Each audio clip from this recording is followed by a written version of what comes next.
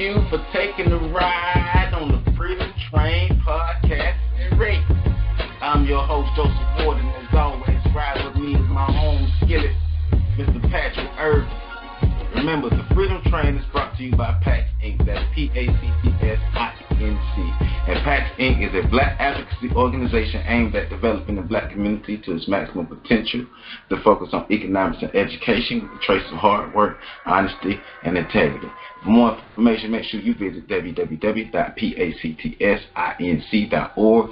Click on all those tabs, especially like I'm always telling you, click on that tab that says the code so you can learn more about the codes of conduct that PAX Inc. have created to help black America work more as a cohesive, loving, united unit. Even though united unit is double, I said it anyway, who cares?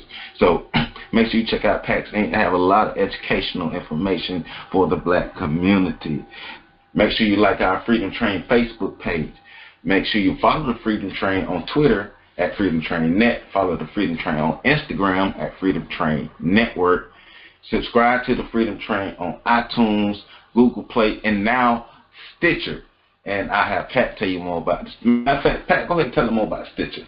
Tell them about Stitcher. All right. Well, first off, it's economics and not integrity. I wasn't going to say nothing, but then I realized I would be out of character if I did not say anything. So that's true.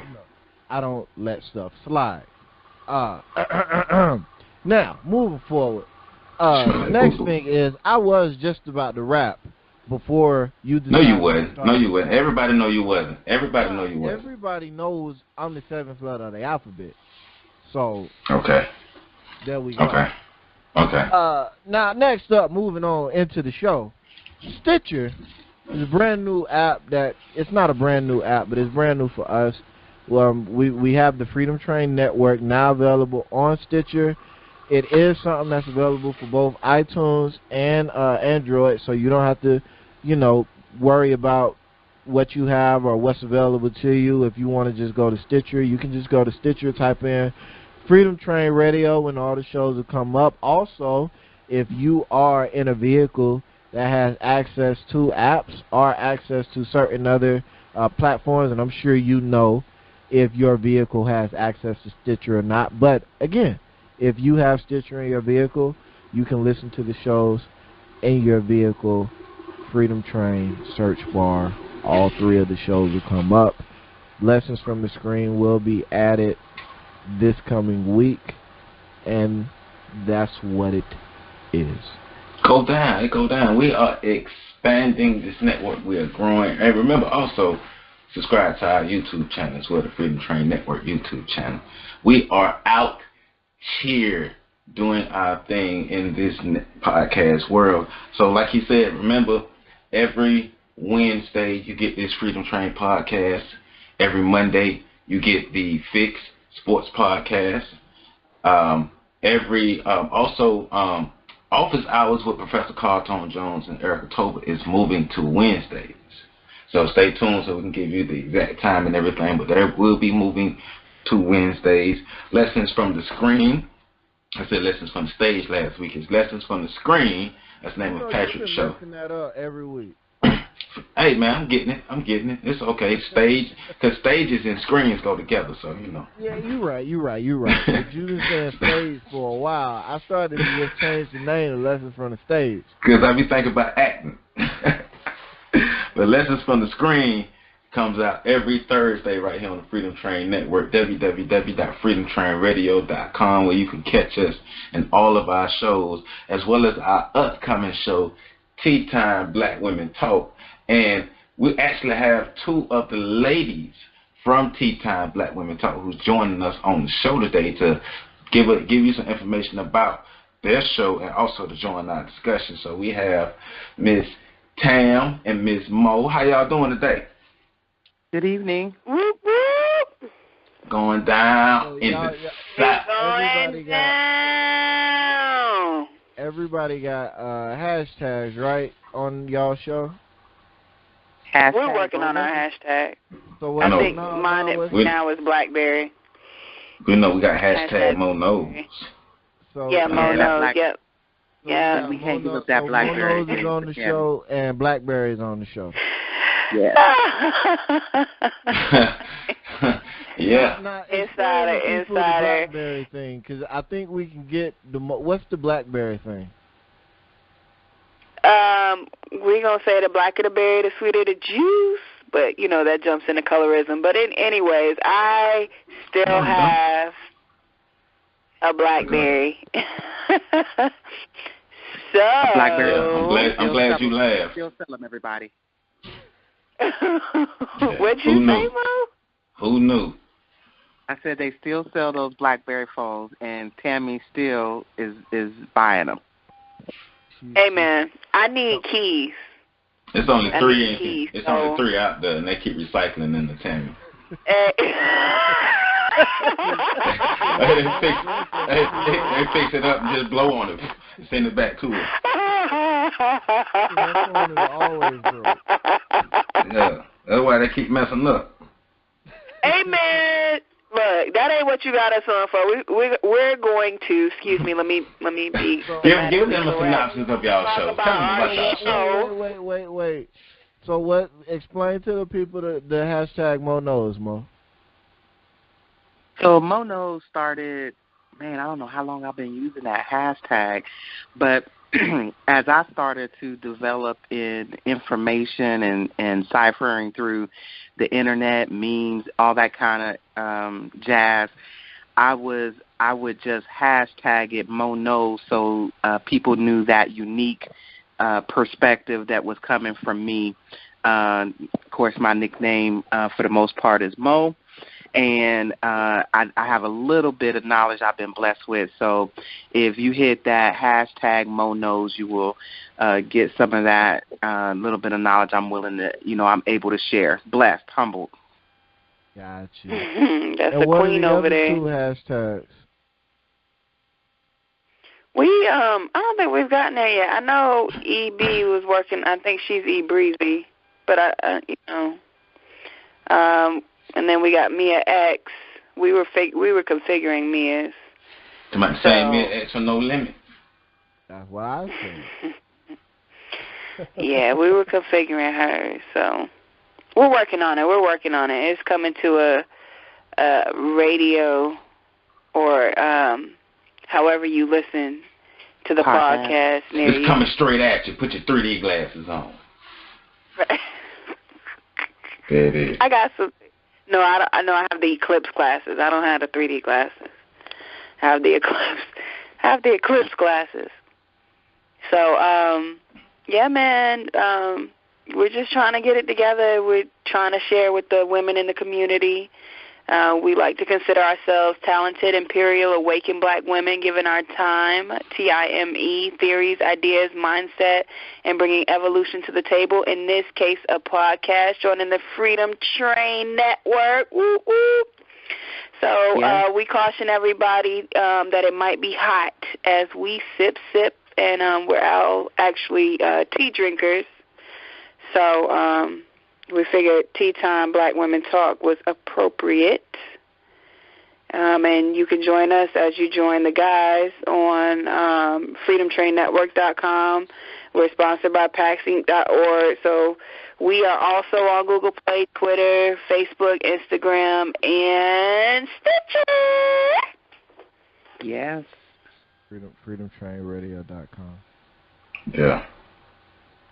Say that. What'd you say? They not ready for us? freedomtrainradio.com. Exactly what I said. Yep. No, that's what I said. They not ready. Hey, and next time you say Freedom Train Radio, put some more soul into it. You got to put some soul into that, okay? We're going to be a strong network. We is. You better say that again. Yeah, sorry. Those are my old notes, but it's cool, though. I'm here. We're here representing. What do you mean, no? Yes. Yeah, so. Anywho. So. All right, Jordan, let me take over your show. You not. What's the topic?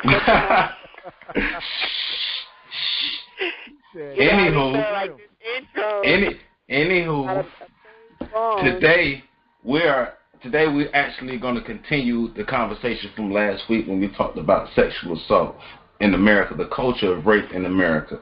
I gave you my thoughts, my feelings, a couple solutions and things about sexual assault in America, the culture of rape in America, and different things I thought that we should be doing. So I want to bring. I'm glad that we have Mo and Tam on today because I wanted some women to give their perspective on the culture of rape in America, and different things that we could do moving forward within our black community to truly deal with the issue at its roots, like truly at the roots, not putting a Band-Aid on the bullet wound, but really dealing with things at its roots. So that's one of the reasons I want to have you guys on this show, and also to get people exposed to you in the commentary, so when tea time starts, they already know what's going down.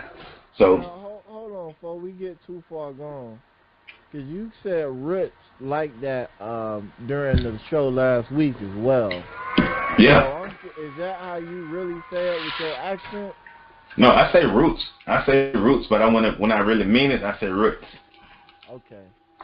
Yeah. So if y'all don't understand roots and roots, it's the same thing, people.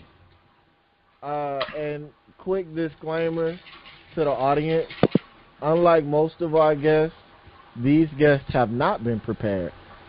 So the comments that they make are going to be raw.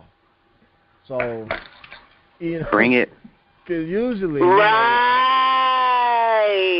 usually we prepare the guests and they come on with these well-prepared statements because we didn't let them know. Yeah, these guys, they literally just got on the line and we was like, hey, we talking about this. Go.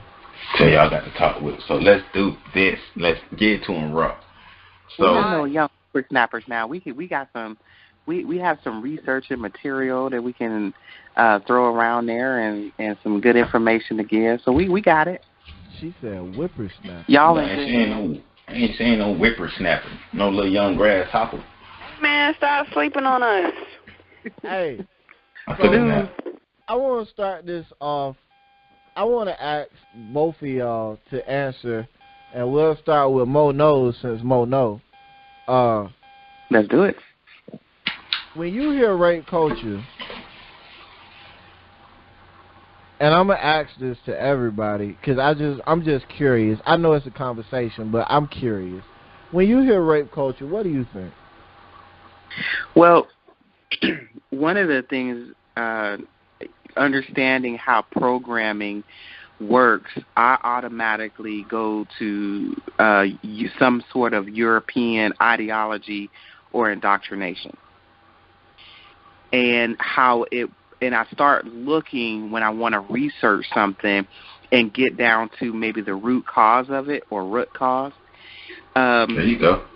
I start looking at historical information and how the word was used, or the connotation of the word has always been used, and then how that culture was developed and passed on to other ethnicities or groups of individuals.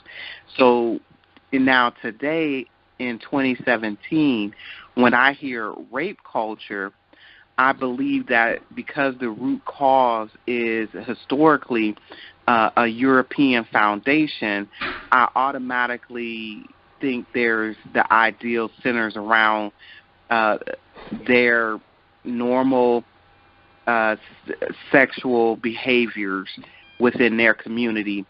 And today we have, sometimes that boils over because we are accepting of their culture into ours. It boils over into other communities that, like the black community, in which we adopt some of their ideology and apply it to our own culture, when in fact it's not actually natural to us. So I study it from the standpoint of studying someone else's culture, or look at it when news articles are disseminated. I look for the component of European programming. What do they want us to do? What reaction do they want us to have to it? Or what imaging do they want to perpetuate from this media outlet? and I go from there, and I kind of am critical on those bases. Then for the community portion of it, when I'm speaking to community members, trying to get them to sort of understand where it's rooted in, so that when we start taking credit for certain things like street harassment and how we handle and respond to that, negative outcomes in our community where it comes to the relationship between black men and black women, we want to get I try to get away from those things that are rooted in that European indoctrination or ideology, and that includes rape culture. So there was a section in there where you basically said rape culture is the standard sexual activity for Europeans. Right, that's correct. That's the belief when they conquered, and this is something that goes back historically as a part of like a tutorial. I'm sitting over here in this land. I want this land. When I go over there, conquer that land, I want to be able to not just break in and get the spoils, but I want to break in and break the back of that whole land over there, the people. And so rape is the way that we do this, men and women. We know that that's something that's commonly practiced throughout history with the Europeans. So I kind of just look at it like that's their thing. That's what they do. We just have to be careful not to latch on and make it a part of make it a part of everyone's culture. All right, Blackberry. I actually did not know there was such a thing as rape culture. I happened to be listening to the radio, or actually trying to listen to music, and Breakfast Club was on, and Charlamagne decided to apologize for contributing to rape culture. And so in that, I looked it up and found out what it was. And I was actually kind of shocked that it was considered a culture. Like, I don't know how else to say it. Like, I was just extremely shocked that it was actually considered a culture. Like, I always considered it maybe, and I don't know if the meaning is an adjective, but I always considered it something like, that's just the meaning. That action is the meaning, or what? The meaning's an adverb, right? Yeah, I think I'm right. Okay, so I just considered it meaning more so. Y'all back me up here, like more so than like a culture. But I do understand how it's considered a culture. So, and it's just quite interesting how there's been a series of things that have happened over time. We are where we are because it's been something over time, and it really has, like, gone way back.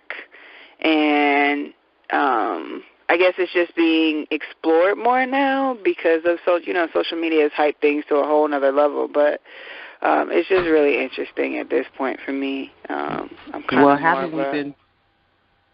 haven't we been talking about how women dress and that kind of thing for a long time? Right. And I think that's one of the contributing factors to what they consider rape culture. Women look at it from a point of view of, I'm being told how I should carry myself and how I should dress so that I don't become a victim of rape. And men are being told that if a woman is dressed a certain way, then it's going to be okay with other women in order if she's violated because she didn't dress the way that appropriately. So that's right. See, that Charlotte, those statements Charlamagne was making on the Breakfast Club is one of the reasons why I want to do this, talk about this on the Freedom Train, is because him coming to you the heard it, Joe? Yeah, I didn't listen to the whole interview, but I seen that little part. And about it last week, I believe. Yeah, and like I said last week, Charlamagne only he just coming in, like I don't understand how he whatever he just recognized it, but because as a man as a man we already know that the culture exists, but you may not know how you participate in the culture. So I do commend him for understanding that he may have participated, but he don't understand how he got to the point to where he participated in the culture.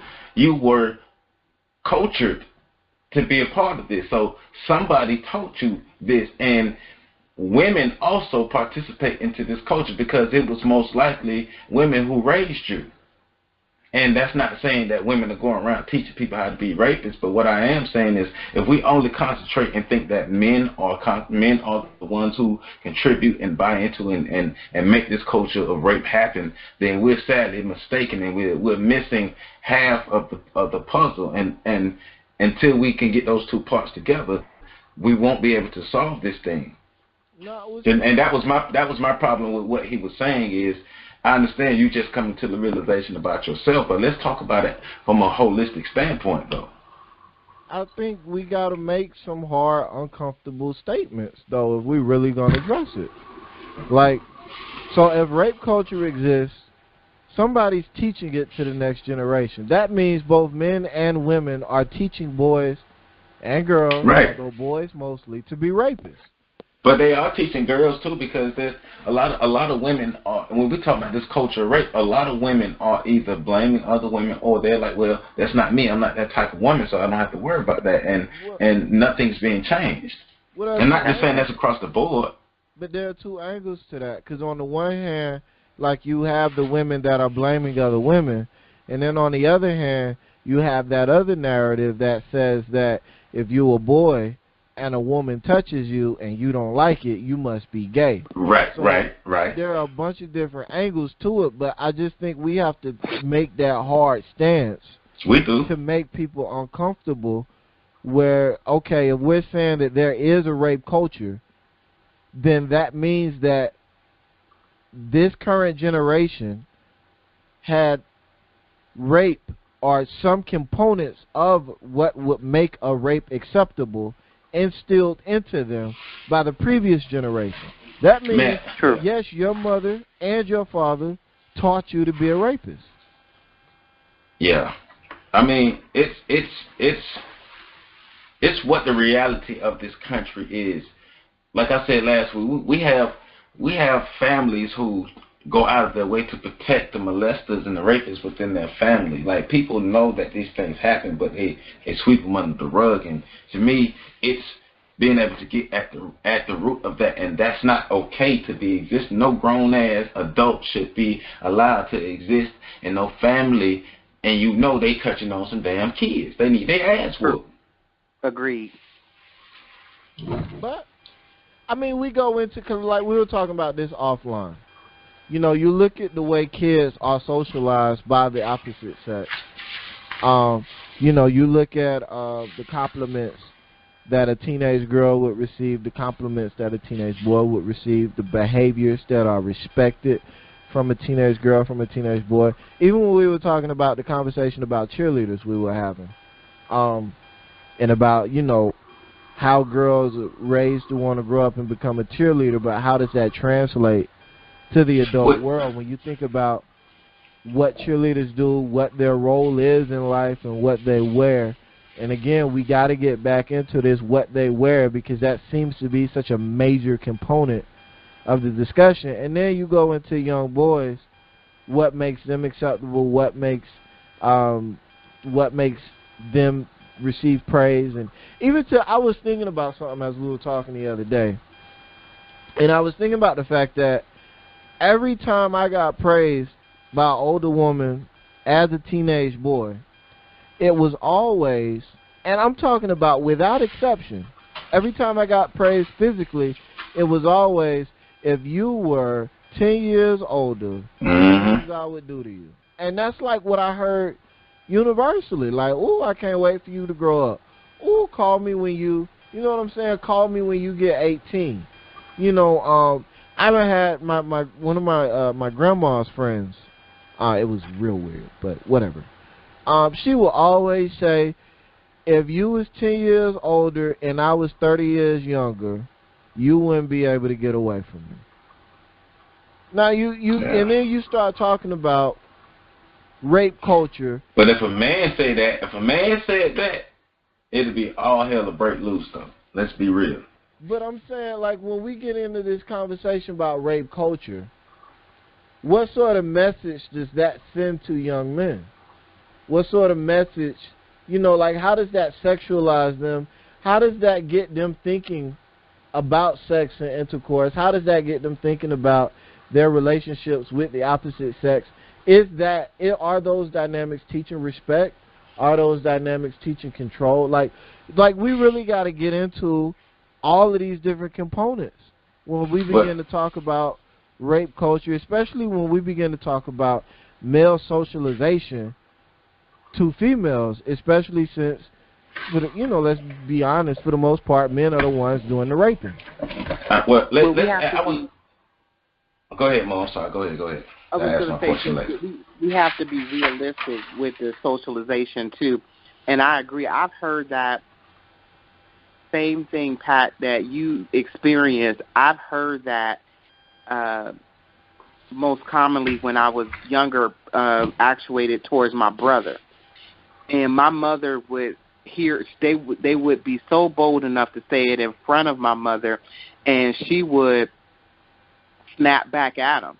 Like, that's not okay. That's not cool, for you to say that.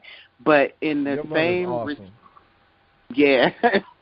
In the same respect, because that showed a lack of, that was disrespectful to my mom, disrespectful to themselves. So if you didn't have any value, you're not interested in her son for anything but a physical type relationship, then that's really disrespectful.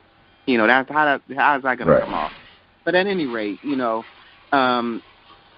when we talk about the comparison of that, where how men are socialized towards women, men won't say that. They don't say, if I was 10 years younger. They don't say that kind of thing. They actually, I think it's a more of an action thing for men to approach, even if the age is coming into question, versus sit back and, it used to be in a day for a woman to just say things, but I do know women who did more than just say things too. So, but the thing is, I think it is more common for a man to desire that and be in it, and it's accepted that it's okay if he goes after that, because it doesn't matter if he was 10 years young, if the female was 10 years younger, it's okay anyway. And that's like the mindset that's supposed to happen. You're a man, you're supposed to do that, and that's not okay. Right. That is definitely not okay. Now I have two questions. One for you, Mo, and one for both you and Tammy. So, Mo, in a world or in a society, the culture where this rape culture, because you have raised 3 daughters, I'm interested to know some of the things that you had to teach your daughter, or you felt you had to teach your daughters for them to be able to survive this culture, and how did your own upbringing affect the lessons that you taught your daughters? Well, I'll start with that first, because that was critical, because everything that I experienced as a child growing up, obviously made me want to make certain goals for my kids when I began to have children. So growing up, I had a very strict upbringing, and that sexual component was largely influenced by Christianity or religion. So you pretty much did whatever the Bible told you to do. So that meant fornication was out. You didn't have sex out of marriage, outside of marriage, that kind of thing. So that's where my upbringing was in, but my experience is that everybody was doing it. Mm-hmm. And I say doing it because that's what we said back then. But